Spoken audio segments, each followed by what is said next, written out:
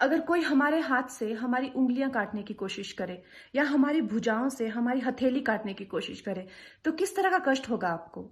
वही कष्ट पहुंचाया है चाइना ने हमें लद्दाख पर अपनी लालची नजरें गड़ा के, और वहां हमारी सीमा का एक एक इंच बचाते हुए हमारे 20 जवान शहीद हो गए हैं।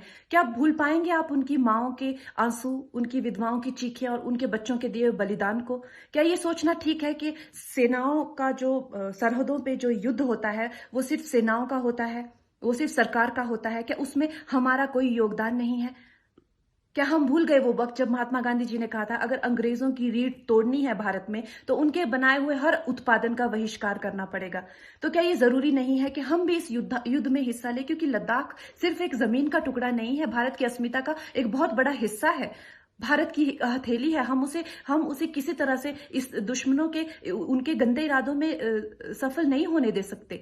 तो क्या हम लोगों को इसमें हिस्सा नहीं लेना चाहिए कि जो चाइनीज जितनी भी गुड्स हैं, जितने भी उनके प्रोडक्ट्स हैं, जिन भी कंपनीज में उन्होंने इन्वेस्ट किया हुआ है, उनसे उनको रिटर्न्स आते हैं, रेवेन्यूज आते हैं, ऑर्गेनाइजेशंस हैं, उन सब का बहिष्कार करें ताकि वो उस संपत्ति से जो यहां से इंडिया से इकट्ठी करके जाते हैं, उस संपत्ति से हथियार खरीद के हमारे सैनिकों के सीने छन्नी करते हैं। तो क्या हम इस युद्ध में हम चाइना का साथ दे सकते हैं? आप बताइए। ये क्या हमारा कर्तव्य नहीं है कि हम अपनी सेनाओं का और अपने सरकार का साथ दें? तो हमें प्रतिज्ञा लेते हैं कि हम आत्मनिर्भर बनेंगे और चाइनीज गुड्स को बिल्कुल बॉयकॉट करेंगे और इस युद्ध में हिस्सा लेके भारत को जिताएंगे। जय हिंद।